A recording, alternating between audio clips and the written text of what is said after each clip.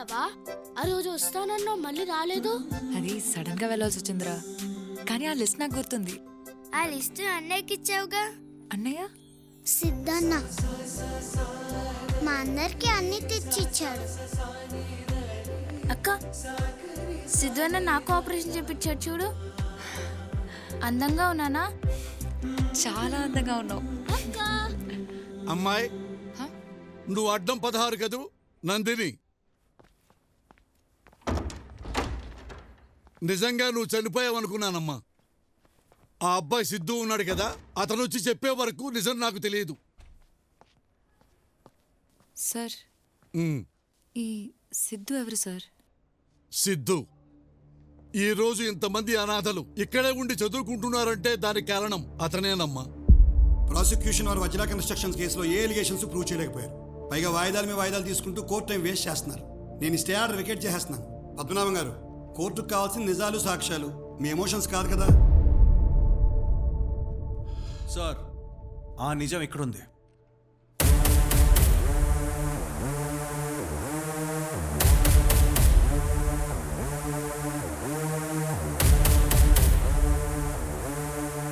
ఏముందా ఆ కవర్లో? Building papers sir.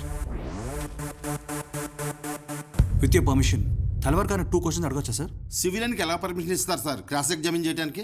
జడ్జి నేనయ్యా. ఇంకా 10 నిమిషాలు టైం ఉంది కదా, నువ్వు అడగవయ్యా. Thank you sir. తలవార్ గారు హాయ్. మీ కంపెనీ ఎప్పుడు పెట్టారు sir? 1993 Vajra constructions.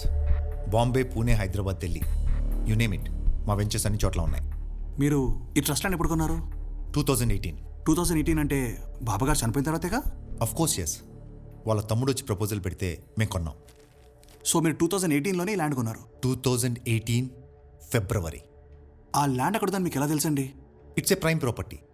We enquired it and we bought it. So అంతకుముందు మీకు బాబాజీ గారు ఎవరో తెలీదు? తెలీదు. ఆ ల్యాండ్ అక్కడుందని తెలీదు? అఫ్ కోర్స్ తెలీదు. మీరు ఆ బిల్డింగ్ కన్స్ట్రక్షన్ ఎప్పుడు స్టార్ట్ చేశారు సార్? Sir please. 2019 మార్చ్ 20 కాదు, ఆ నెక్స్ట్ డే స్టార్ట్ చేసాం. It was an auspicious day. So mister Talwar, మీరు 2019లోనే? ఏమయ్యా, నీకు 10 నిమిషాలు టైం ఇచ్చినప్పుడు 1 minute సార్. మిస్టర్ తల్వార్, 2018 వరకు మీకు అక్కడ ల్యాండ్ ఉన్న విషయం తెలియనప్పుడు 2017లో ఎలా సార్ ప్లాన్ గీయించారు? ఏంటయ్యా నువ్వు అనేది? సార్ ఒక్కసారి ఆ లేఅవుట్లో ఉన్న డేట్ చూడండి సార్. 2017. సార్ ఇదే తల్వార్ గారు నేను ఆయన ఆఫీస్కి వెళ్ళినప్పుడు మీ అందరి దగ్గర ఉన్న 2019 పర్మిషన్ లేఅవుట్ చూపించాను.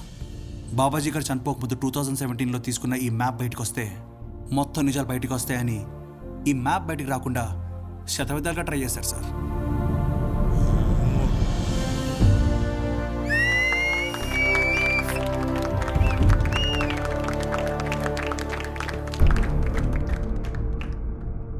తల్వార్ గారికి వాస్తే కాదు సార్, ఆయనకు రాత్రి 12 గంటలకు యజ్ఞాలు చేయడం కూడా చాలా ఇష్టం. ఓ మహాయజ్ఞంలో బాబాజీ గారే కాకుండా వారితో పాటు 6 చిన్నపిల్లలు కూడా చనిపోయారు సార్. ఆ చిన్నపిల్లల అమ్మానాన్ని తీసుకెళ్ళిపోయి ఒకసారి దేవుడు వాళ్ళకి అన్యాయం చేశాడు సార్. వాళ్ళని పెంచి పెద్ద చేసిన బాబాగారిని తీసుకెళ్ళిపోయి ఈ తల్వార్ వాళ్ళకి మళ్ళీ అన్యాయం చేశారు సార్. కనీసం మీరన్నా న్యాయం చేయండి సార్. వాళ్ళ ఆశ్రమాన్ని వాళ్ళకి ఇప్పించేయండి ప్లీజ్. కేసులో ప్రైమా ఫేసి ఎవిడెన్స్ ఉంది. తల్వార్ మీద criminal conspiracy and murder case file చేయండి. This court will personally monitor the investigation. Siddhu నిన్ను వెతుక్కుంటూ నా దగ్గరకు వచ్చాడమ్మా. ఫోన్ నెంబర్ మీకు తెలుసా? అదేంటమ్మా, అసలు నువ్వు ఫోనే వాడావు కదా? సిద్ధు కూడా వాడ్డావు.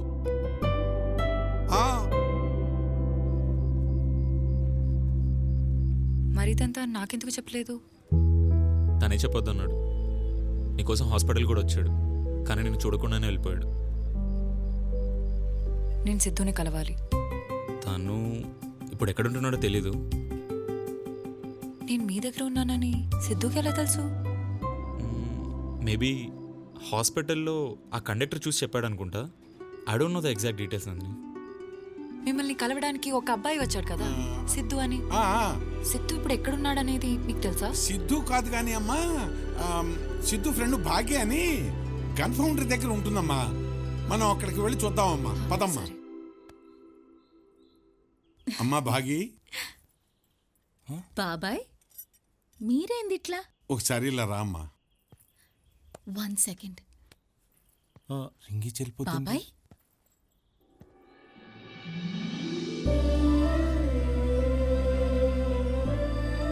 నందిని, నువ్వు నందిని కదా? అవును. నేను నీకెలా తెలుసు? అయ్యో, నువ్వు నాకు తెలియకపోవడం ఏంది? సిద్ధు నువ్వు ఎట్లా ఉంటావని ఎక్స్పెక్ట్ చేసిండు, సేమ్ అట్లనే ఉన్నావు తెలుసా? అమ్మా భాగి, త్వరగా రా. పర్వాలేదులే, ఇది నా రెండోదే.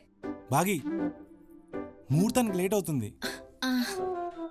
నా ఫియోన్సే, పర్వాలే, ఆని కూడా రెండోదేలే. నందిని, సిద్ధు సిద్ధు సిద్ధు అంటే ఎవరని చెప్పాలి? సిద్ధు అంటే నందిని రాసిన 18 పేజీలు. నువ్వు హైదరాబాద్లో చలిగా ఉందని రాస్తే వాడు మే నెలలో 42 degrees టెంపరేచర్లో స్వెట్టర్ వేసుకొని వచ్చిండు. నిన్ను కిడ్నాప్ చేశారు అని డైరీలో రాసినావు. అప్పుడు నువ్వెంత భయపడ్డావో తెలియదు గాని నీ భయం అంతా సిద్ధునే అనుభవించిండు. అరే పేజ్ తిప్పరా, ఏమైందో తెలుస్తుంది అంటే వాడి చేతులు వణికిపోయాయి తెలుసా నందిని? నువ్వప్పుడు ఆ సందీప్కి లవ్ లెటర్ రాసినావు గుర్తుందా? వాడు సచ్చినంత పనైంది. అప్పుడు అర్థమైంది నందిని, ఒక మనిషి ఇంకొక మనిషిని ఇంతలా ప్రేమించగలడా? నన్ను అడిగితే నువ్వు బ్రతుకున్నావన్న వాడి నమ్మకమే నిన్ను బ్రతికించింది నందిని. ఎన్ని చేసి హాస్పిటల్ దాకా వచ్చి నన్నెందుకు కలవలేదు? నేను నీకోసం చాలా చేశాను. నన్ను లవ్ చేయమని అడగాల? అసలు సిద్ధు అనేవాడు ఎగ్జిస్ట్ అవుతాడన్న విషయం కూడా తనకు తెలియదురా. నీకు విషయం తెలుసా? ప్రేమించడానికి రీజన్ ఉండకూడదు. ఎందుకు ప్రేమించావా అంటే ఆన్సర్ ఉండకూడదు. నందిని, ఎక్కడికి? సిద్ధు దగ్గరికి. ఈరోజు నాకింత ఆస్పిషియస్ డే, కానీ వాడిడ లేడు. నందిని కోసం ఏదో చేయాల్సింది మిగిలిపోయిందని వెళ్ళిపోయిండు. వాడెక్కడ పోయిండో ఎవ్వరికి తెలీదు. నాకు తెలుసు. అమ్మ నాన్న సంవత్సరికం దగ్గరికి వస్తుంది. వెంకట్రావు గారికి కవర్ ఇచ్చిన వెంటనే ఎలాగైనా కాశీకి వెళ్ళాలి. ఇంకా ఇదే మిగిలింది సిద్ధు చేయడానికి. సిద్ధు ఎవరని వెతుకుతూ వచ్చిన నాకు సిద్ధు అంటే నందిని జ్ఞాపకాలు, నందిని ఆలోచనలు, నందిని అనుభూతులని అర్థమైంది.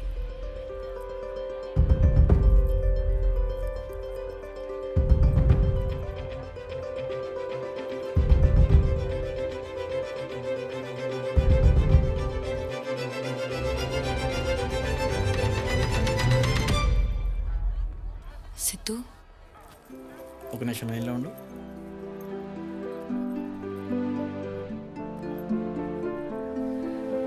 సారీ.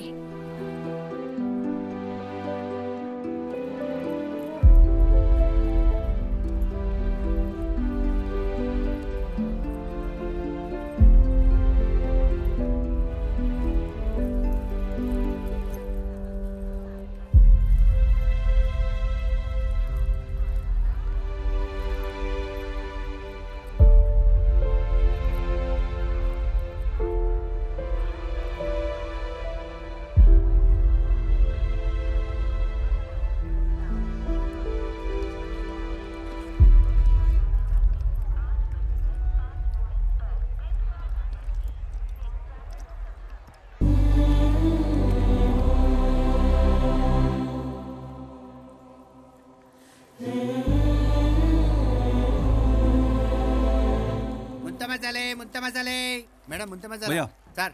ఒక మసాలా. Okay sir. అలా కాదు, నిమ్మరసం 2 చుక్కలు.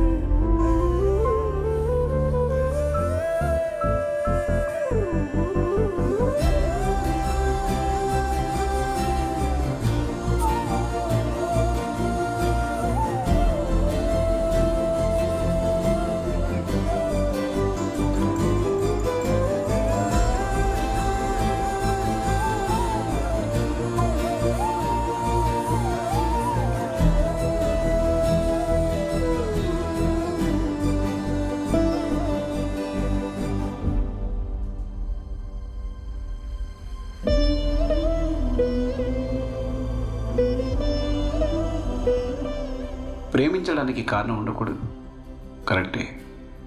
కానీ ఒక మంచి కారణం వల్ల పుట్టిన ఇంత గొప్ప ప్రేమని ఎలా కాదనగలం?